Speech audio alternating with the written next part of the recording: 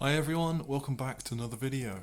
Okay, so this time around we're going to be doing another Star Wars model. This is printed in 1/6 scale, so roughly the sort of the 12-inch scale. This is Kit Fisto from the prequel trilogy, and the model is by Star Wars 3D Models, and there'll be a link in the description which gives you all their details. So he's all printed up. He has been given a coat of primer, so obviously black over the main model and grey over the base. He's pretty much fully built up. I made one slight change, so the lightsaber, I've actually pinned it with a piece of metal to give it a bit more support. It just had a little nub that you were going to glue it on. But what that also does is this kind of future-proofs it a little bit, because it means I can take that off anytime I need to. Same as with the base, he's not actually glued onto the base, and I haven't actually glued his boots in yet, just to make that a little bit easier for painting separately. Otherwise, everything else is all fully glued in, so his head, arms, hands, everything, all the body, all the legs into everything. So it's going to make it a little bit more difficult in a sense to keep trying to hold it when you're painting and everything. But at the same time, the reason I've had to put him together was because there was going to be a lot of gaps otherwise. So particularly around his head, where he's got these tentacles going all over the show. A few of these were actually separate. You had to kind of glue the head on and then glue the tentacles in around and make sure that you don't have any gaps around the clothing. So, as I say, it was kind of a necessity. Ideally, I would have liked to have obviously kept as many parts separate as possible, but it just wasn't possible. So, there we are. The only other thing to say is this particular statue, you actually have two versions of this. So when you download the model, you can do, this is the alternate version, which for me, I think is a much nicer pose. It's got a real sort of samurai look about him, particularly standing on the rock like that. And we can see down here is a battle droid head. So this is kind of I suppose, a take on the Battle of Geonosis style. This is the logo. We've got the Jedi logo symbol there. I think this arch again is kind of reminiscent of what we see on Geonosis. And then around the trim, it's got a bit of interest around there as well. So I actually printed the base all in one go. That was the biggest thing I've ever printed. I managed to just about fit it on. It took 16 hours on the Saturn II. And yeah, I mean, you have the option to print it in parts, but if you can print anything solid all in one piece, then go for it, because it saves up on all the clean up and assembly. You don't get any mold lines, all that type of thing, gaps where you've got to try and fill pieces. Okay, so what I'm going to do is take him off the base and we will start painting him. To ensure my colours are all correct, I have brought out one of my books, a character encyclopedia. I've used this one before when I painted the Forlom statue, but what's good about this book is it has full pictures of the character from head to foot, and you can see, exactly what the costume colours should look like. So here we are, here's Kit Fisto's page, and basically he's ultimately a lot of different shades of brown. Jedi robes aren't the most colourful in the world, but we can see his boots are kind of like a reddish brown with a gold buckle, and then the various different shades of brown and under tunics that he's got. And obviously that's going to be quite useful as well when we come to paint the face, to understand the colour patterns around there. Okay, so what I'm going to do is I'm going to start with the boots of the model, because I say they're easier to paint because they've been left off, they haven't been glued into place, and so this is kind of the colour I need to follow. So the colours I've chosen to give me the look of the boots to match the source material is going to be Rhinox hide.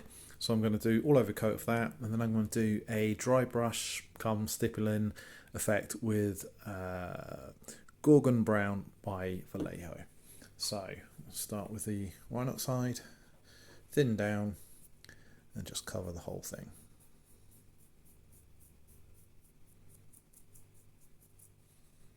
So now it's a case of doing that dry brush of the maroon Gorgon Brown over the boots and just building up the colour slowly, and it should start giving you a bit more of a reddish look. This is the one that I just did, So you can compare, this is the before, this is the after. I've now put about 50-50 mixture of red into that brown we just used, because I just want to bring up the colour just a little bit more, just to give it a slightly more reddish hue. And again, I'm just going to repeat the process, just slowly building up that colour.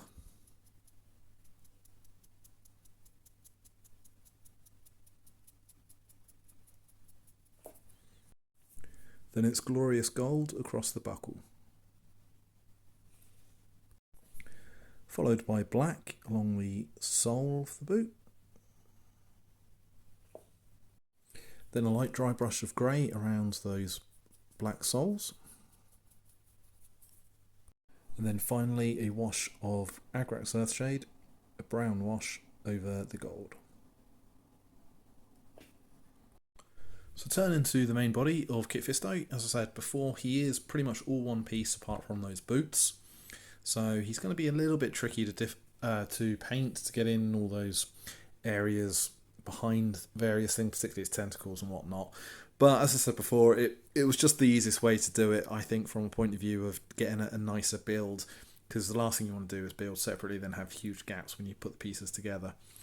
So what I'm going to do to tackle this, I mean, he is mostly robes, to be fair, and he is wearing lots of several different layers.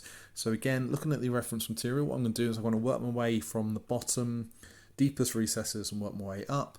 So the first colour I'm going to start with is Rakarth Flesh, which is a nice sort of beige colour. And I'm going to start with the deepest part of his robes, which goes around his neck and then just here, sort of in a V-neck down there. Next I'm going to throw a wash over that, and I've done essentially a 50-50 shade of Null Oil and water. So it should be nice and thin, and then just apply that all over just to try and fill in the recesses and again bring a bit more definition. Now I'm going to go back with a light dry brush of that original Rakarth Flesh colour, just to bring that back up a little bit. And then a second dry brush, this time with Screaming Skull, just to lighten it up just that little bit more along those edges. Okay, so now I'm going to do the next layer of clothing up. Now I've made a bit of a mistake here, because I went in and you can see I've done it a sort of a brown colour. But looking back at the reference photos closer, it's more of like a purpley brown colour. So what I've done is I've mixed some Rhinox hide with purple, sort of 2 parts Rhinox hide to 1 part purple, and to make a very sort of dark purpley brown, essentially. So I think this will be a much closer colour to what we have. Yeah, I think that's going to work. So it needs to go over there, and also needs to go over the sleeves here and here. So it's on to the next layer up on the cloaks now. So for this I've mixed up another colour, Mornfang brown with a bit of Parasite brown, and again I've tried to sort of match it to what reference material I've seen. This is probably going to take 2 coats to do this. And it's going to go, obviously, all extends down to his body, and then these tassels as well, and down here, and also the sash across the waist. Okay, so that's the result after that shade of brown's gone in. So what I'm going to do now is throw a brown wash over the whole thing, and that's Agrax Earthshade. So I've got my little pot open, ready to go. Grab a brush. I'm just going to slap this all over this brown that we've just applied. Now I'm going to take the Parasite brown and apply a dry brush just off that colour. So again, just making sure you've got most of it off your brush, and then it's just a case of lightly going over all the raised edges just to brighten that up a little bit.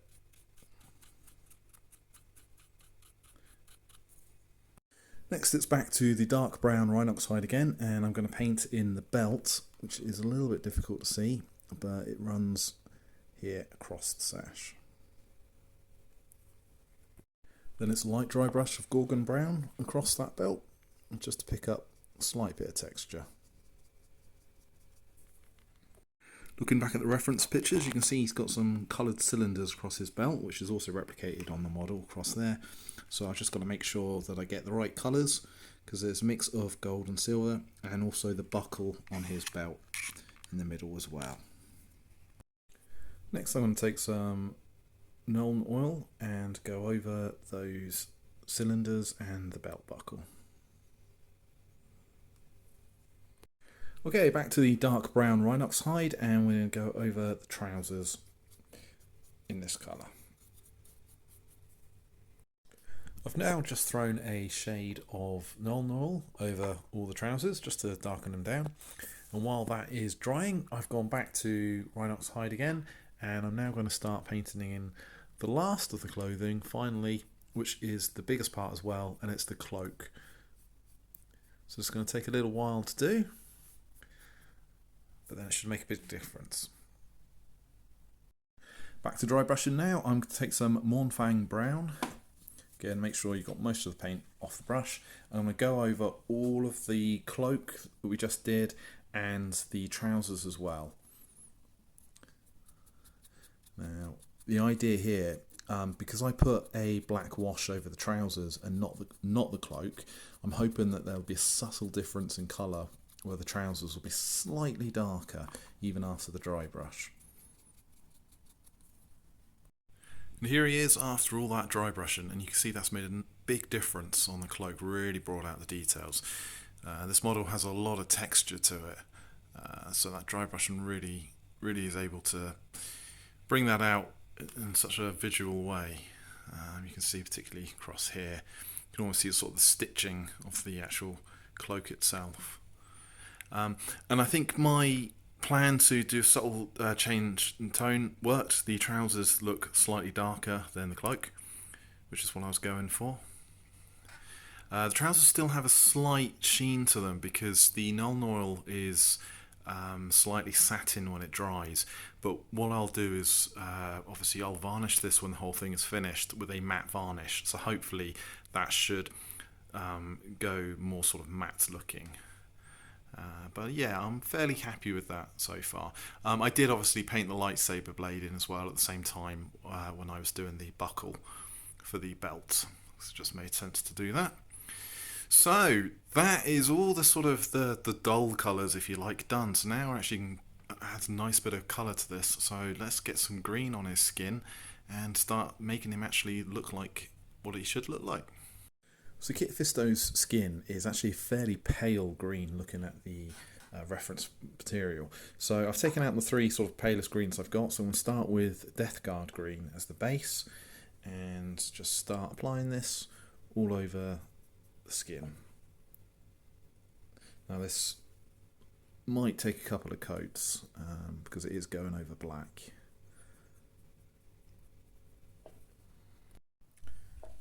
And that's how it looks after all that green is applied.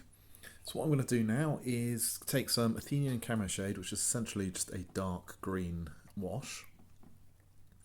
And I'm going to just load up the brush and throw this all over. Again, the idea just simply to darken down the recesses, particularly around sort of the dips and bits and stuff inside the head across the skin. And just do that over all of the green. After that wash has been applied, you can see that it's darkened down the recesses, given a bit more depth, but it is a bit splodgy. It's not the most perfect, accurate way of doing things, but that's okay because the next couple of steps is going to tidy all that up and give us the finished result that we're after. So to get that result, what I'm going to do is a combination of three colours on the dry brush. I'm going to start off with the original Death Guard green just to bring up that colour just that little bit, then Kree Khaki and Ogreen Camo. Now this is what those three colours look like when they're on the palette. So obviously what I'm going to do is start in with the darkest colour. I'm going to work my way through and then constantly add a bit lighter colour as I go around on the dry brush. Okay, so I've mixed a touch of that Kree khaki into that Death Guard green, and it's time to now just essentially go across the face and just do this light dry brush, picking up the raised parts, just brightening it up ever so slightly.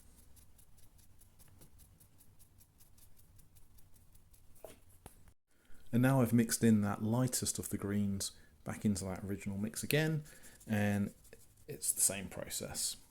Just make sure you got most of the paint off, and this time it's a slightly more focused dry brush on the areas that you really want to bring out. So obviously the front of the face and the high points, parts that would catch the light. So after all that dry brushing, this is what we're left with. I actually added in a touch of yellow as well to that mix, just to bring a sort of a slightly more limeish green, yellowy colour to the end there. So what I'm going to do now, having looked at the reference pictures, the tips of his tentacles are actually a darker colour. So I've mixed that original Death Guard green in with some wire flesh and mixed it together to sort of create this slightly darker tone. And I'm going to just going to start to feather this down onto those tentacle tips here. So it tends to just sort of go up to sort of the first band round the top there. So just work my way around and do all of this colour. And after progressively making that colour darker and darker, I went down the bottom to make the tips darker than at the tops and sort of blended it in that way.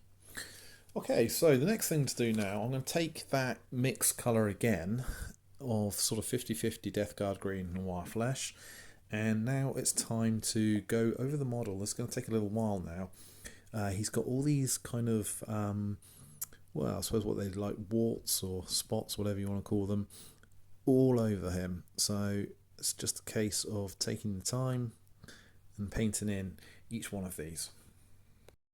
Next up, it's Mornfang Brown, and this is to paint these parts, don't know what you'd call them really, these sort of ringlets that go across his tentacles. He's got them there, and he's got a few down here as well.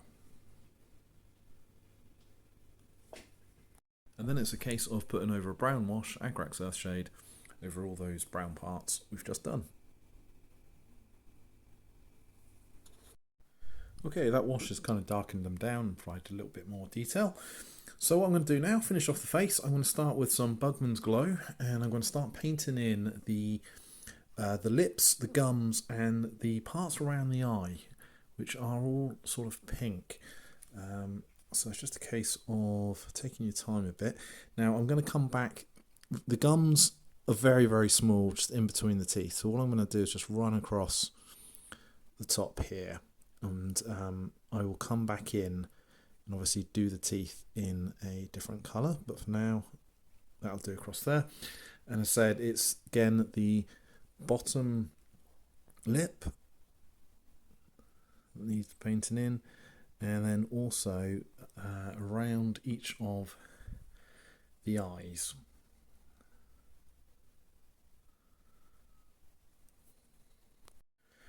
Next I'm going to take some Reichel Flesh Shade, and I'm going to go over that pink we've just applied, and this again will just provide a little bit of depth, darken it down slightly and make it look a bit more realistic in tone.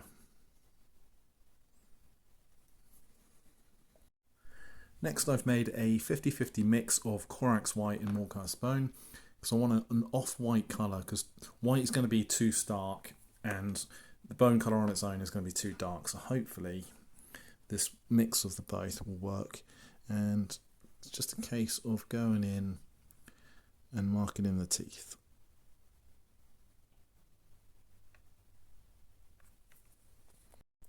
Now I've mixed a bit of Cadian Flesh Tone into that original pink that we did before. So just give a slightly lighter colour. And then what I'm going to do now is just go around and just do the odd touch of highlight onto that pink that we've already got, just to give it a bit of definition here and there. So going around the mouth and also around some of the points of the eye.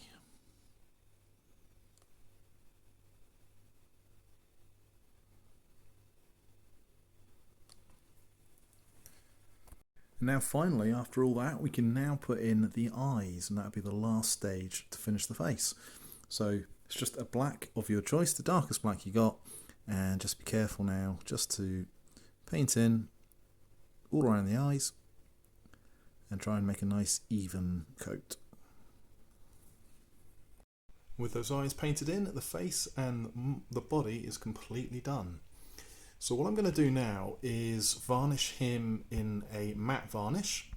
Now I've left the boots off, as you know. And the good thing with that as well is I've already varnished the boots, but I've done that with a satin varnish, so they'll be nice and shiny.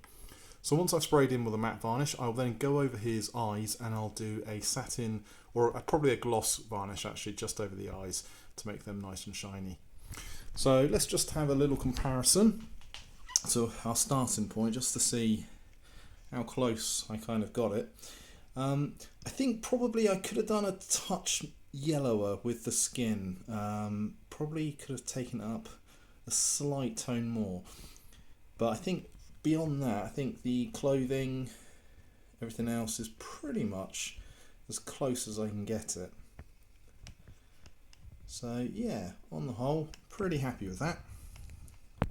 So straight on to the base now, and what I've done is I've got some Parasite Brown and some Mornfang Brown, about 2/3 Parasite to 1/3 Mornfang, and I'm just going to mix it all together.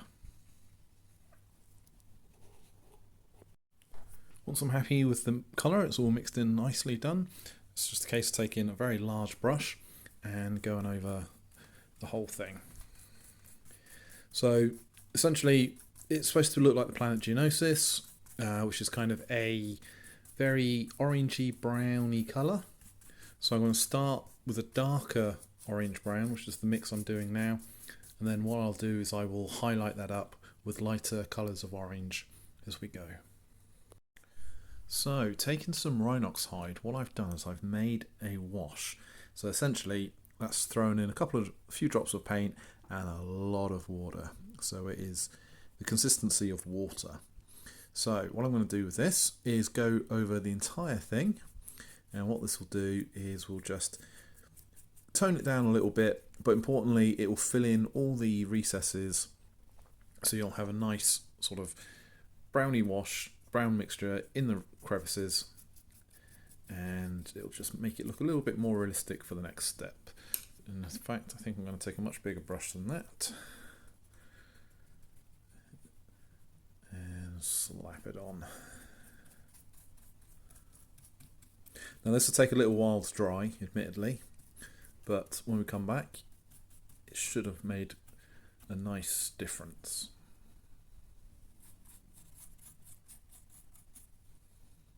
On to dry brushing next, so I'm going to take some more cast bone and make sure most of the paint is off the brush, and then I'm just going to start going across the entire thing with this colour. You can see it instantly starts picking out all the detail. It gives it a much better rock looking texture. Next I'm going to follow that dry brush up with a Bela Brown dry brush. So this will just sort of give it a slightly more orangey look. And I'm not going to go quite as heavy this time. This is going to be more of a kind of highlight as and where I want to do it, just to try and make it look a bit more natural. And after all that dry brushing, this is the effect we are left with. So fairly okay with that. I might come back and add a touch more colour, but we'll see how I go. In the meantime, what I'm going to do is, when I got that more cast bone colour out, I might as well use that to paint in the battle droid. So I think it's quite a close colour. So I'm just going to go all over. You've got his head and also his body is under here. Next I'm going to take some Agrax Earthshade, which is a brown wash, and I'm just going to run it into the recesses just to give some definition to that head.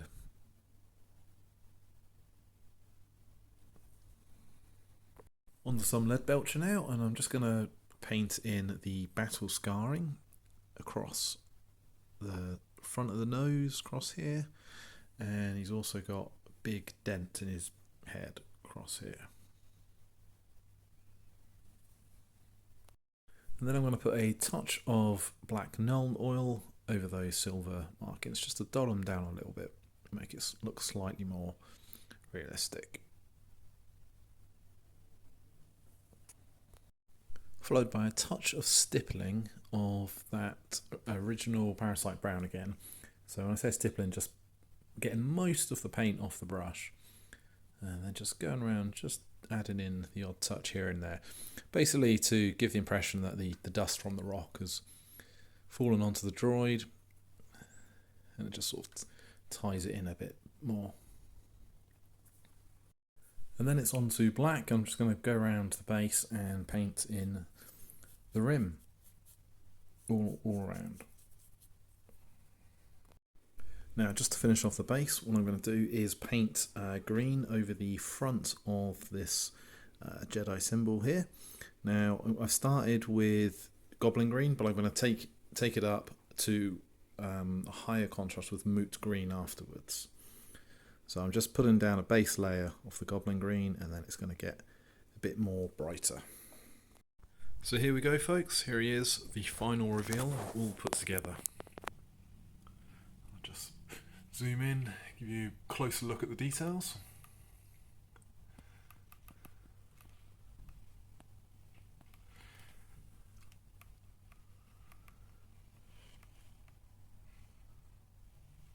So I'm really pleased with the final result, I think, with this one. I really do like the pose. He's got, as I mentioned before, is that real sort of samurai look to him. I think they knocked this one out of the park. There's actually two versions of this statue when you download this. I went for, obviously, this version, which I think is the same version that you get for the mini bust. The only thing I would say, when you do print this statue out, there is actually a cut across the cloak here. That is going to be quite tricky to try and cover up. I tried to sculpt in the gaps as best I could. The truth of the matter is, you're not really going to see it too badly because you're going to obviously be looking at it from this point of view, but it is just something to be aware of. So this guy is fast becoming my new favourite model at the moment. I think most people kind of say the one they're working on is always their favourite. But I say I really like the pose on this one. I think it's just done so well. I think that elevated platform really helps. As I mentioned before, the lightsaber blade is detachable, which means I can change that up at some point if I come up with a better idea. I just mentioned before that I painted it in kind of a neon green and did the odd sort of dabs of white across it to try and make it look a bit more fluorescent. But that's definitely, or there is definitely a better way of doing that. I don't know what that is yet. I'm hoping perhaps some people can come up with some better ideas on how to make a slightly more realistic look on a lightsaber. I'm not good enough to do sort of fancy things like putting electronics through it and lighting it up or anything like that. I wonder if there's something, I mean, there's all sorts of clever paints you can get these days, sort of metallics and neon paints and stuff like that. So whether there's something there to look out for, which would help, I don't know. So yeah, it's a really nice model. I mean, what I would say from a painting and building point of view is probably more an advanced model, to be perfectly honest. It's not, if you're kind of a painter that likes using airbrushes, you're going to struggle with this one. It's one where you really do have to get in with actual brushes. There's so much detail work around the face, around the tentacles.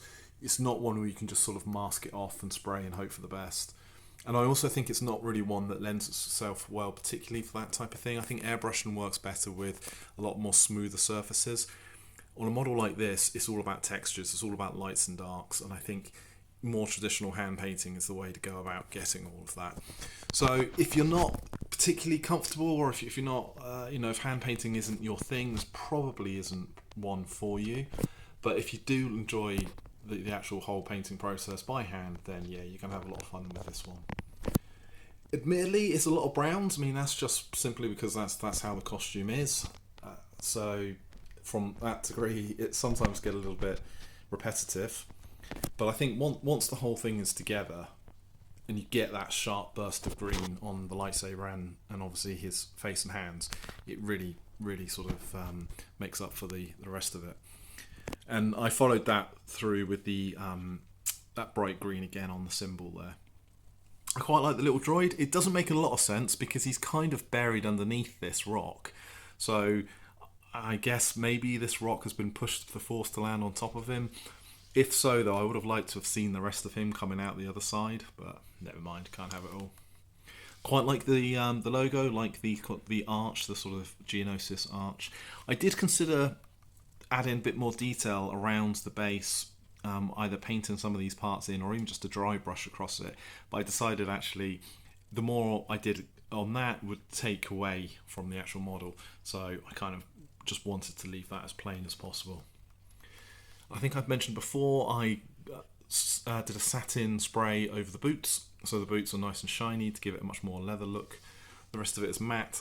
And I did go in and put 2 coats of satin over the eyes so they are nice and shiny. So I'll just bring in a Stormtrooper statue that I did last month and we'll do a quick size comparison. So this was the Stormtrooper I built up last month, and it was from the month's previous Patreon for Star Wars 3D models. And you can see they're both 1/6 scale, so they're both printed in the sort of full-size files as they come. So roughly sort of the 12-inch scale. Now obviously Kit Fisto is bigger because he's on this raised platform. So it certainly gives him a bit more height. And I think he comes in at around 15 inches high from bottom to top. So yeah, he's certainly a nice size. With all these models, whenever I finish them and I look at them, I all think to myself, perhaps I should have made it bigger. I haven't done anything bigger than 1/6 scale, but this guy 1/4 scale would be phenomenal. Although you're going to need a decent sized printer to be able to print all this, I think, at that size. And also what I think he would look really good at is, again, because he's kind of got this elevated pose, he'd look fantastic. I think if he had, instead of a Stormtrooper, you had a couple of clone troopers perhaps either side of him. I think that'd look a really nice piece.